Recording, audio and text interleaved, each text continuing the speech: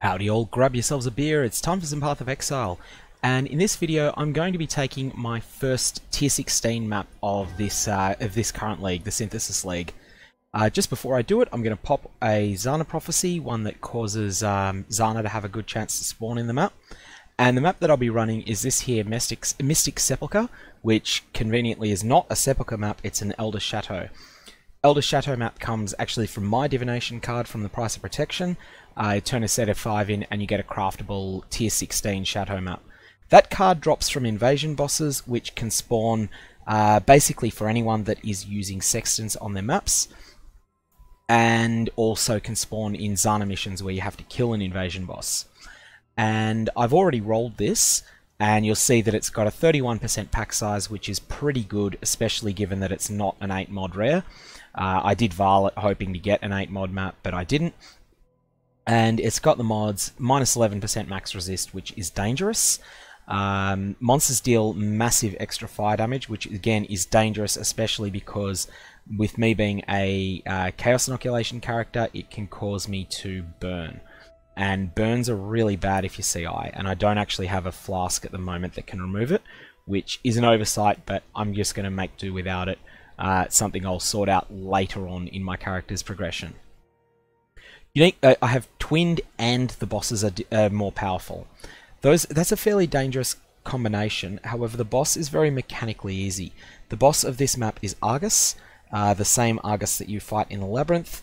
He's got considerably higher stats in a tier 16 map, and of course there's 2 of them, but he's just not that dangerous. He doesn't move fast enough to really pose a threat, especially with my character being able to drop chilled ground. That doesn't mean I won't stuff up and get killed, but I should be fine with the boss fight. It'll be the way there that's harder. Players have minus 30% armor and minus 40% chance to block. Basically doesn't affect me at all. Now because this is a tier 16 map, I've already popped that prophecy. I'm going to be using 2 Atzari sacrifice fragments. I would use 3, however I have absolutely no sacrifice at dawn fragments at the moment, and sacrifice at midnight is just a little too precious to waste. I'm also going to augment the map with Zana's bloodline mods. Because I've corrupted this, that's going to cost me 2 chaos plus 2 Val for about 4 chaos mods. Now this is going to cause the number of magic monsters in the zone to increase by about 25%, and magic monsters have 700% increased item quantity. So for that reason, it's a massive boost to the amount of map returns that you're likely to get. I'm just going to apologize to that guy, and yeah, I'll just miss the opportunity to sell that map there. So without further ado, let's get in there. I can actually check if any prophecies proc while it spawns. If they do, they'll disappear from here, and no, it doesn't look like I have the Zana mission inside it. Zana missions are great inside high tier maps because they're basically a free high tier map. Now the Chateau map is one that I think it's generally not liked very much by players, but I think it's better than people give it credit for. Lots and lots of monsters, and a recent test that was done showed that it seems to have, like, it's in the best 10 or 15% of maps for the number of monsters. You'll see I'm burning, and you'll see that causes my energy shield to not recharge for the whole duration of the burn and a couple of seconds afterwards, which is really dangerous. Anyways, so yeah, Chateau map is not very popular because the layout is complicated, but it's actually very static, like from one map to the next. So if you run this a few times during the you'll be fine. During the Incursion League, I ran this as my primary tier 16 map and had no trouble navigating it quickly.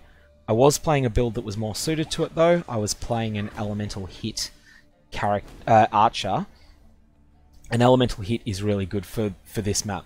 I have got an unusual layout actually. I'm not... this is... I was just saying how standardized it usually is, and then the game comes and proves me wrong. This is segregated off into a few different sections, which is unusual.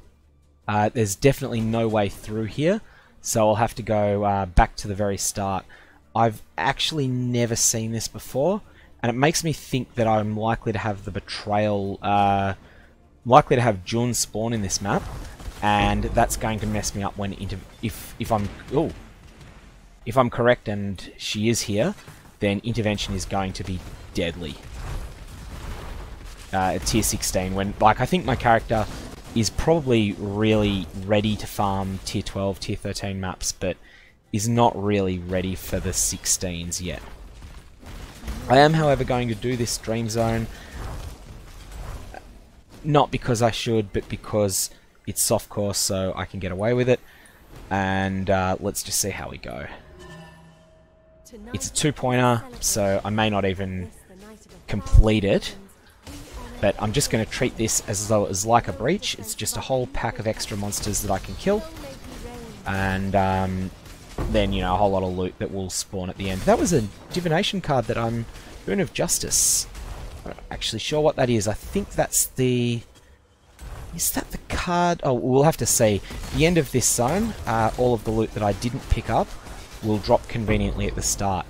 I wasn't aware of that card existing yet, although I've probably actually talked about it before. I do follow all the div cards, but it's never dropped in Chateau before, and as I said, I did run this map a hell of a lot in Incursion when it was my sole tier 16. Starting to run out of space, and there we go. At this point, we'll be able to see what this Boon of Justice card is. 1/6 of an offering to the goddess. Okay, that makes a lot of thematic sense in this zone, and it's something I'll happily take, but it's not going to be of any real value. I expect that's the sort of card that's worth about a Chaos Orb, but hey, a Chaos Orb's a Chaos Orb. They add up over time if you get enough of them.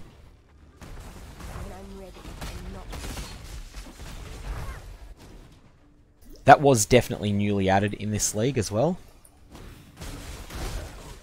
It's quite dangerous there where I was getting swarmed by a lot of range monsters. Those spitting cobras, which are in this map a lot. There's something that can really hit you hard if they start, you know, if they all of them fire off a volley at once.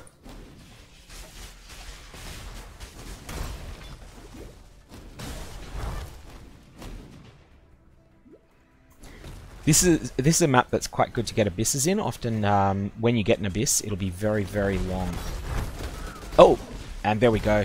I thought there was a chance of that happening. I'm not particularly playing carefully because, to say, softcore life, you can get away with it, and I'm not pushing for level 92 yet. I will get there eventually, but I'm not currently making a serious push for it. And actually, it's not the worst thing in the world because there's a small area here where I hadn't explored, although there was nothing in it. This actually is a much worse layout than I'm used to encountering in the Chateau map.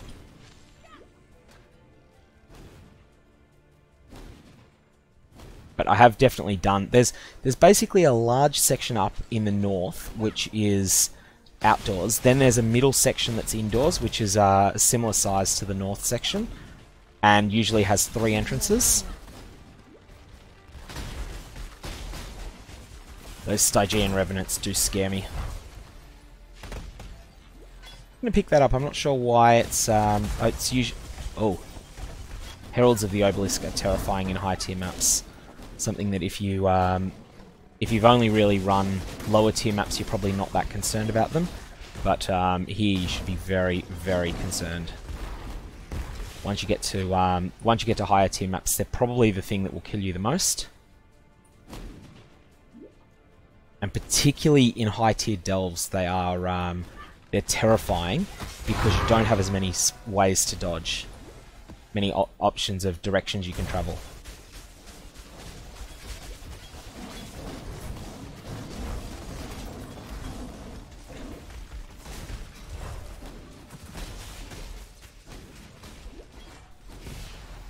Now this is solidly in the middle section of the zone. Again, it feels like there are 3 different passages in the Chateau map, and this is basically where they all connect back to.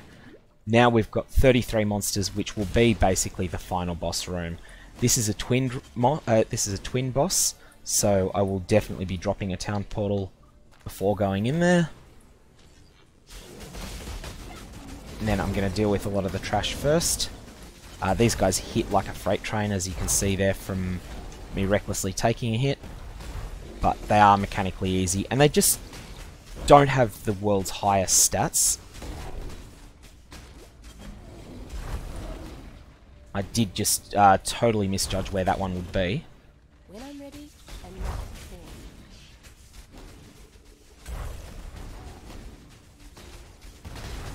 I'm running Bone Chill support on the Cold Snap gem, which means that it causes more severe chill than normal, and that chill also causes monsters in it to take more cold damage as a result. So I'm just going to deal with this last one here. And we haven't had any good map returns. Oh yeah, that's okay. So that's the end of my first tier 16 for the league.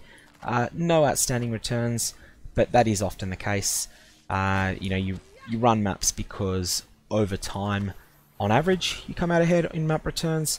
But here, I've got a tier 11 and a tier 14. That's a downgrade from one tier 16, but it's still perfectly serviceable, and it's, you know, still a boost to my map pool to get those 2 for 15 chaos, and then also get all of the other you know, all the other stuff that came out of there. That was all fine. And then there's just the end of map cleanup. But yeah, that's my first tier 16 for the league.